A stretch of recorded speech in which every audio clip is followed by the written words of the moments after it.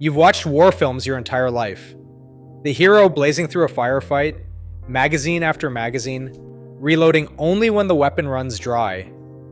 The slide locks back, the empty magazine drops, a fresh one slaps in, the slide releases, back in the fight. Dramatic, efficient. Every professional soldier who has ever watched that scene knows exactly what is wrong with it. Not the shooting, not the reloading.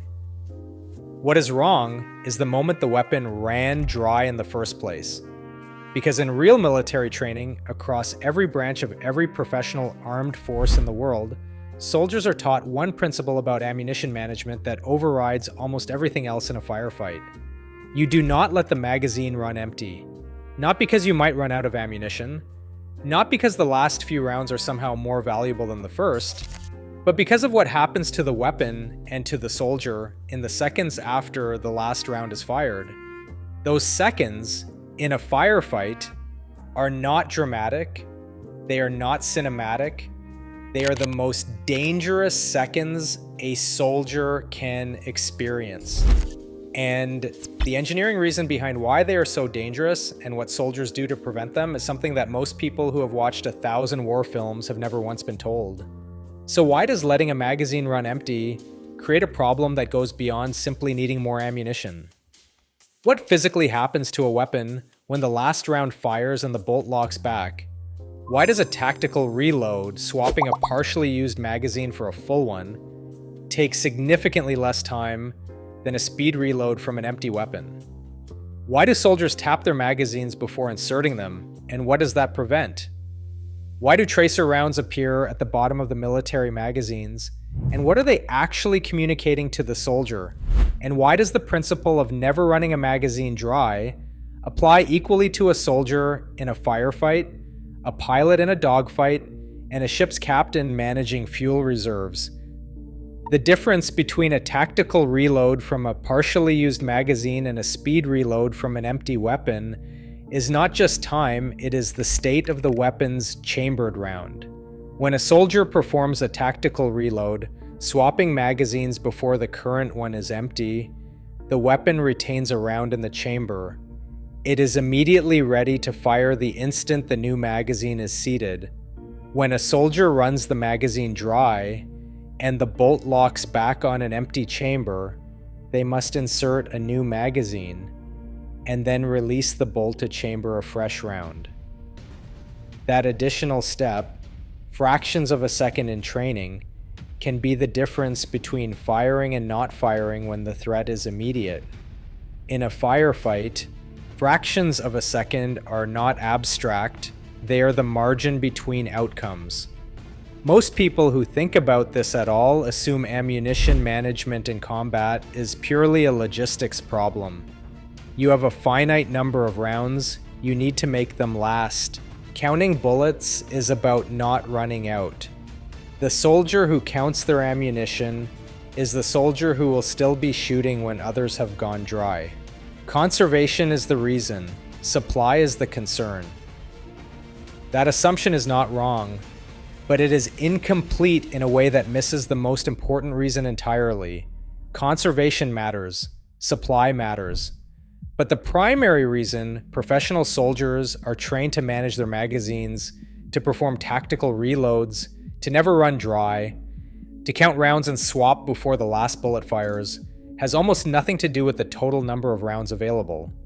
It has everything to do with maintaining what military doctrine calls combat effectiveness, the ability to fire immediately, without interruption, at the moment the threat requires it.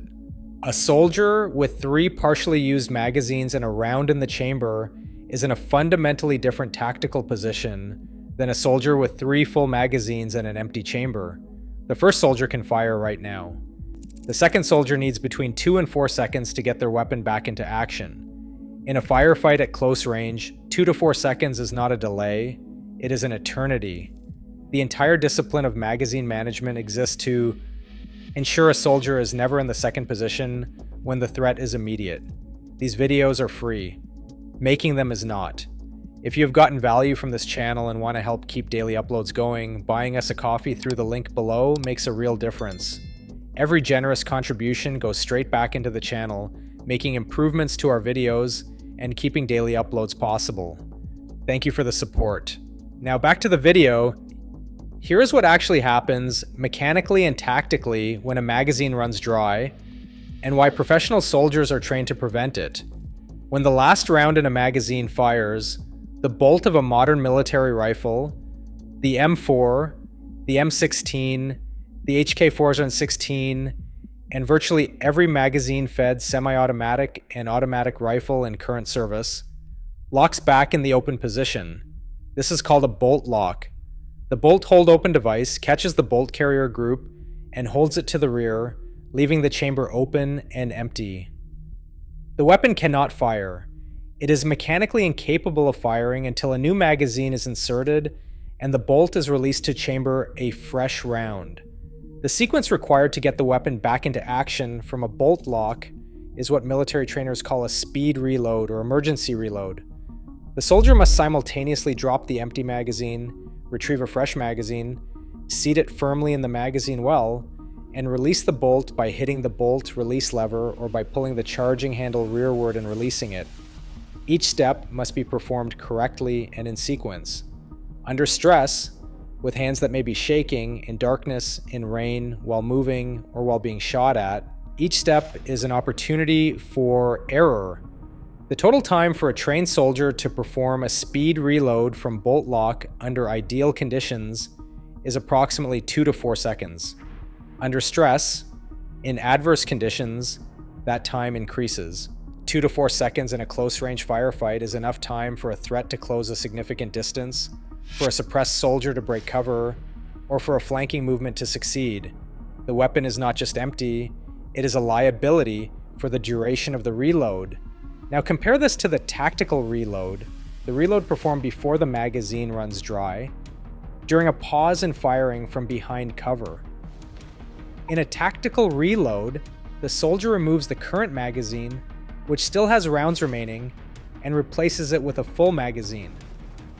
The bolt has not locked back because the magazine was not empty. There is still a round in the chamber. The weapon is immediately ready to fire the instant the new magazine is seated. The soldier retains the partially used magazine, placing it in a dump pouch or a pocket for potential later use. The weapon never enters the bolt lock state. The chamber is never empty. The soldier is never in the position of having a non-functional weapon. The tactical reload is performed during a lull in firing, a moment of relative safety, behind cover, when the immediate threat has paused. It is a proactive act, not a reactive one. The soldier is not responding to an empty weapon. They are preventing the weapon from becoming empty at a moment when they cannot afford it. This is the core of the principle. The soldier who performs tactical reloads is always starting a new engagement with a full magazine and a round in the chamber. The soldier who runs magazines dry periodically starts engagements with an empty chamber and a 2 to 4 second window of vulnerability. Over the course of a firefight, that difference compounds. The soldier who manages their magazines tactically maintains continuous combat effectiveness. The soldier who does not creates periodic windows of complete vulnerability. The second reason soldiers count their rounds is weapon reliability. Soldiers count bullets and avoid letting magazines run completely empty to maintain continuous combat effectiveness, ensure weapon reliability, and manage limited resources in high-stress environments. Letting a magazine run dry requires a slow, complex reload.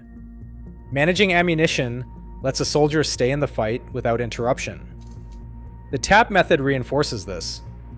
Soldiers often tap magazines against a helmet or vest before inserting them to make sure rounds are seated properly and to prevent jams, especially in older or damaged magazines. A magazine that has been dropped, compressed, or roughly handled may have rounds shifted out of proper alignment. Inserting a misaligned magazine into a weapon under stress and attempting to chamber a round can cause a failure to feed or a jam that requires extra time and attention to clear. The tap before insertion is a 2-second investment that can prevent a malfunction clearance procedure that takes 10 to 30 seconds. The third reason is the tracer round system. Often the last 3 rounds in a military magazine are tracer rounds, ammunition that glows in flight. When a soldier sees a tracer, it warns that it is time to reload immediately. The tracer system is a built-in ammunition counter that requires no conscious tracking.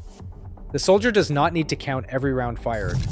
The weapon tells the soldier when they are approaching empty through the visual signal of the tracer rounds.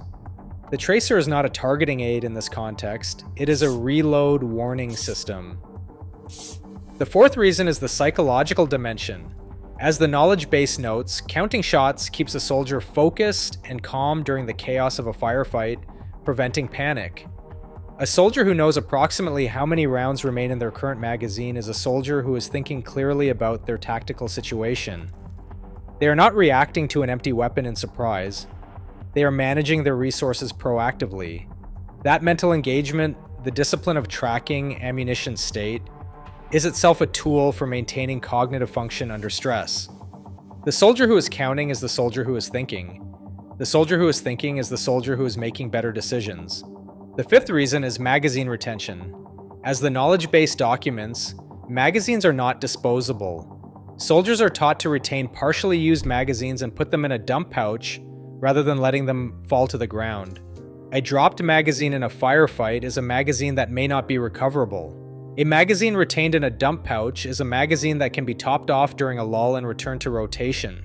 During pauses in fighting, soldiers fill partial magazines with loose ammunition to ensure they have full capacity before the next engagement. The magazine is not a single-use item.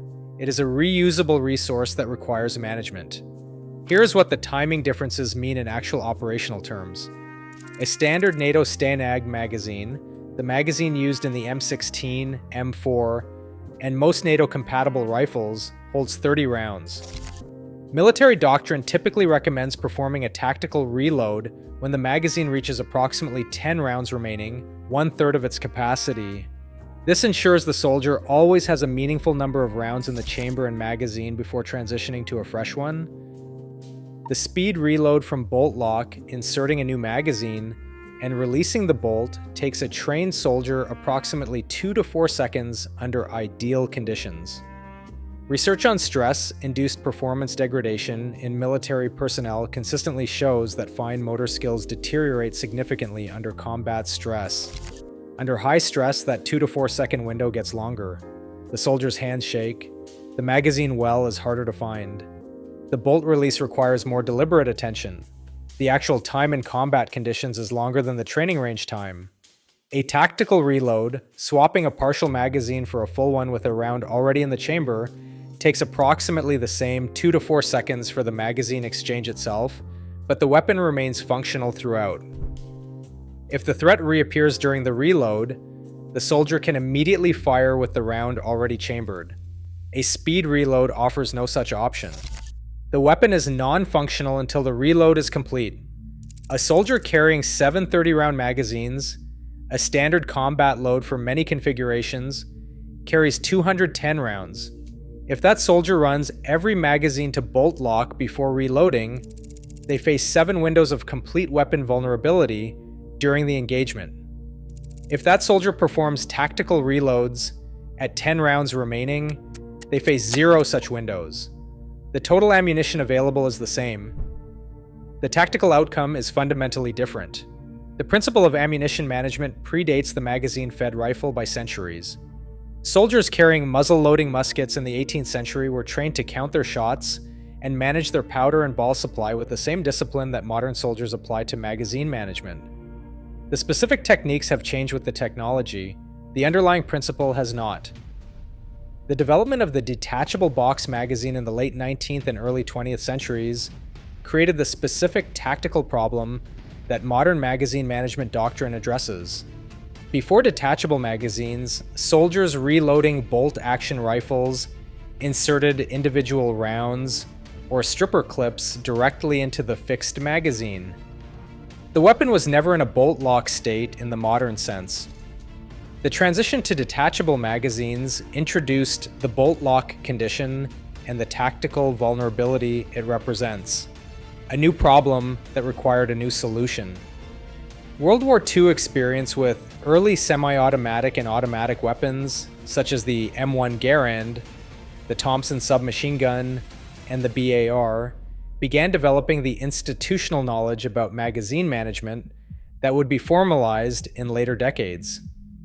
The M1 Garand's N-block clip system ejected the clip automatically when the last round was fired, with a distinctive metallic ping. That ping was both a tactical vulnerability because the sound could alert nearby enemies that the soldier was reloading, and an early version of the automatic reload warning that tracer rounds would later provide. The Vietnam War, with its emphasis on close-range jungle combat and high rates of fire, accelerated the development of formal magazine management doctrine. The introduction of the M16 and its 20-round and later 30-round detachable magazines made tactical reload discipline a formal training requirement.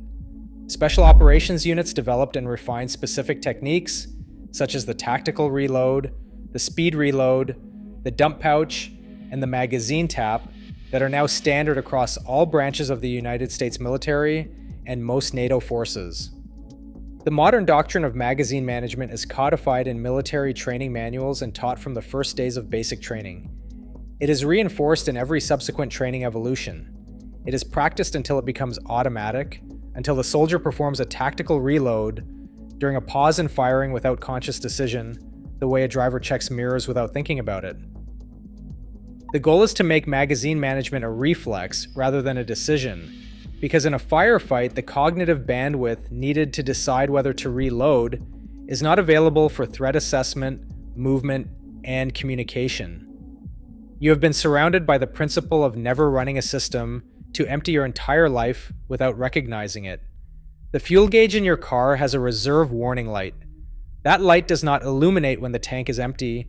It comes on when the tank reaches a low threshold, typically 1/8 of capacity, giving you time to find a fuel station before the engine stops. The reserve warning light is like a tracer round. It is a built-in system that warns you to resupply before you reach the point of complete failure. The soldier watching for tracer rounds and the driver watching for the fuel warning light are responding to the same engineering principle, a built-in warning system that triggers resupply before the resource is exhausted. Keeping a backup battery pack charged and available for your phone is the same magazine management principle applied to personal electronics. You do not wait for your phone to reach 0% before thinking about charging it. You manage the resource proactively, maintaining a reserve that prevents the complete loss of capability that 0% represents. The soldier with a fresh magazine in the dump pouch and the person with a charged backup battery are both managing a critical resource to prevent a complete capability failure at the worst possible moment. The principle of never running a ship's fuel to empty, maintaining a reserve that allows the vessel to reach port under any circumstances, is the same doctrine that governs military magazine management. Naval doctrine specifies minimum fuel reserves that must be maintained regardless of operational demands. Running below those reserves requires command authorization, because the risk of complete propulsion failure outweighs the operational benefit of the additional range. The ship's fuel reserve and the soldier's partial magazine are the same concept at different scales. The tap method, tapping the magazine before insertion to ensure rounds are properly seated, is the same principle as the pre-flight checklist that pilots complete before every flight. The checklist is not performed because pilots expect to find problems. It is performed because the cost of finding a problem in the air is catastrophically higher than the cost of finding it on the ground. The magazine tap and the pre-flight checklist are both investments of a small amount of time to prevent a large failure at the worst possible moment. The dump pouch, the dedicated pocket where soldiers place partially used magazines rather than dropping them, is the same resource management principle as the parts bin in a machine shop. Partially used materials are not discarded. They are retained in a designated location for later use. The machine shop worker who throws away partially used stock and the soldier who drops partially used magazines are both creating unnecessary resource waste that will cost them later. The dump pouch and the parts bin are the same organizational solution to the same resource management problem. The mental discipline of counting rounds, maintaining awareness of ammunition state throughout a firefight, is the same cognitive discipline as the fuel state awareness that pilots maintain throughout a flight. A pilot who does not know their fuel state may run out of fuel without warning. A soldier who does not know their ammunition state may run out of rounds without warning. Both disciplines require continuous background awareness of a critical resource maintained automatically through training. This ensures the primary cognitive task, flying the aircraft and fighting the engagement, is not interrupted by a resource failure that proactive management would have prevented. Now for the honest part, because it is significant. The tactical reload discipline, swapping magazines before they run dry, creates its own management challenge. A soldier performing tactical reloads accumulates partially used magazines in their dump pouch. Under stress, in darkness, in the chaos of a sustained firefight, tracking which magazines are full, which are partial, and how many rounds remain in each partial magazine is a cognitive task that competes with every other demand of the engagement. Soldiers have been found after firefights with full magazines in their dump pouches and empty magazines in their carriers. The stress of the engagement disrupted the management system that training had established. The solution is simplicity. Military magazine management doctrine does not require soldiers to track the exact round count of every partial magazine. It requires them to maintain the discipline of the tactical reload, swap before empty, retain the partial magazine, top off during lulls, and trust that the system, practiced until automatic, will maintain an adequate ammunition state across the engagement. The discipline is not perfect. It is better than the alternative. The tracer round warning system has its own limitations. In certain operational contexts, such as night operations where tracer rounds reveal the shooter's position, or missions where the distinctive tracer signature would compromise concealment, tracer rounds are not used. In those contexts, soldiers rely entirely on round counting and tactical reload discipline to manage their ammunition state. The backup system requires the primary discipline to function without the warning system. Here's where you actually land. You came in thinking soldiers count their bullets because they might run out. What you now understand is that the primary reason has almost nothing to do with the total number of rounds available. It has everything to do with the state of the weapon's chamber. A soldier who manages their magazines tactically, who swaps before empty, retains the partial, and tops off during lulls, is a soldier whose weapon is always ready to fire. A soldier who runs magazines to bolt lock is a soldier who periodically has a non-functional weapon in a situation where a non-functional weapon is the most dangerous thing they can be holding. Tracer rounds at the bottom of the magazine are not a targeting aid. They are a warning system. The tap before insertion is not a ritual. It is a malfunction prevention procedure. The dump pouch is not a convenience. It is a resource management system. The tactical reload is not a technique. It is the difference between continuous combat effectiveness and periodic complete vulnerability. The soldier counting their bullets in a firefight is not doing arithmetic. They are maintaining the one thing that everything else depends on. A weapon that fires when they need it to fire. Not 2 seconds from now. Not after a speed reload from bolt lock. Right now, in the moment, the threat requires it. That discipline, practiced until automatic, maintained under stress, applied without conscious decision, is what separates a trained soldier from an untrained one.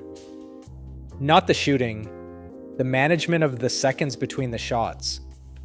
And if you think the discipline of magazine management is the most counterintuitive thing about how soldiers manage their weapons in combat, wait until you find out what happens to a soldier's fine motor skills in the first seconds of a firefight. The physiological response to sudden lethal threat, the adrenaline surge, the tunnel vision, the loss of fine motor control, is so predictable and so well documented that military training is specifically designed to override it. The techniques used to maintain weapon manipulation under that physiological response are the same techniques used by surgeons, pilots, and emergency responders to maintain precision under extreme stress. The body's response to mortal danger is identical across every profession that faces it, and the training solution is the same.